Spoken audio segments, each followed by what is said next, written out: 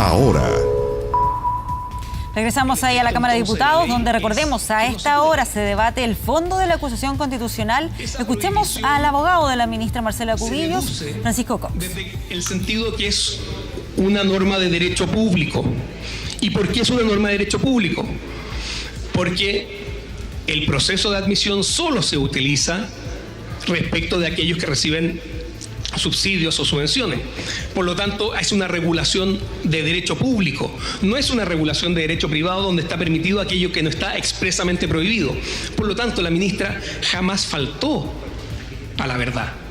Lo que hizo fue informar cómo era el sistema y cómo era la ley. Avala lo anterior el hecho que se han presentado propuestas de ley para explícitamente permitir las entrevistas, cosas que no han sido aprobadas.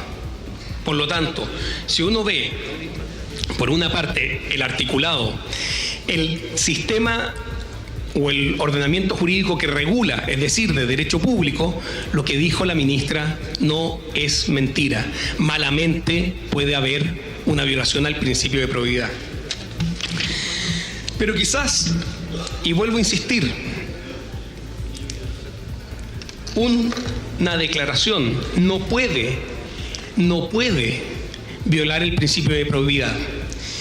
Y esto, insisto, lo dice la Contraloría General de la República en dictamen 12.138 del 3 de mayo de 2019, donde expresamente respecto de declaraciones del presidente, la Contraloría dice: con independencia del mérito de las aserciones efectuadas por el presidente de la República, cuestión sobre la cual no compete emitir pronunciamiento, no se advierten hechos que puedan configurar faltas al principio de probidad por parte del jefe de Estado.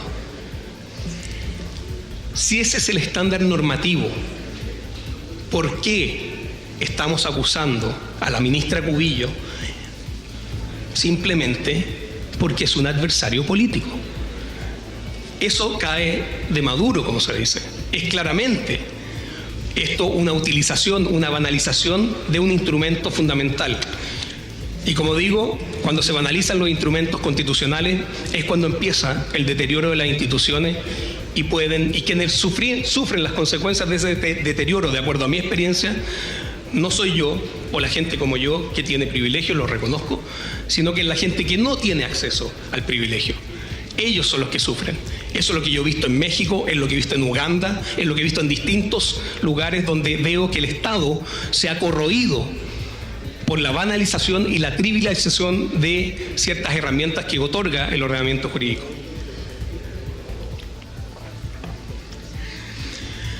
Pero mayor abundamiento, pareciera ser no relevante las cifras que leí. ¿De qué forma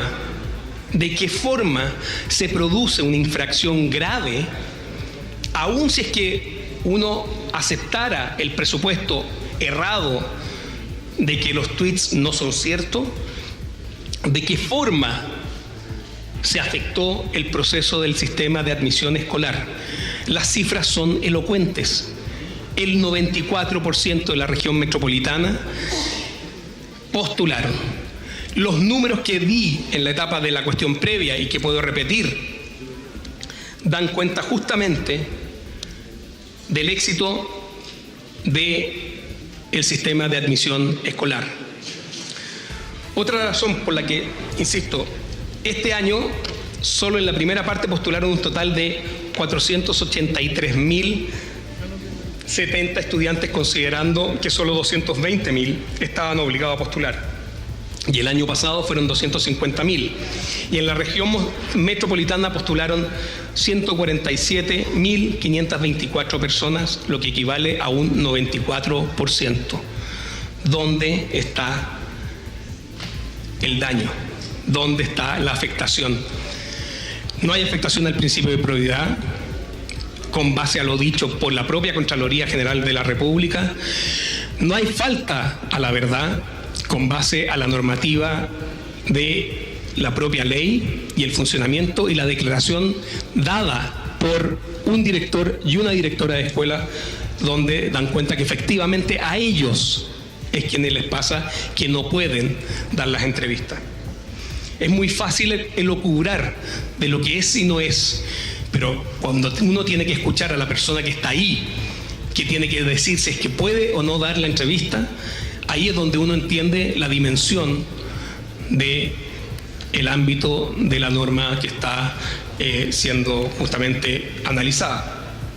Bien, ahí escuchamos parte de lo que está planteando nuevamente el abogado de la ministra Cubillos, esto ya profundizando en los distintos argumentos que fueron entregados para sustentar la acusación constitucional.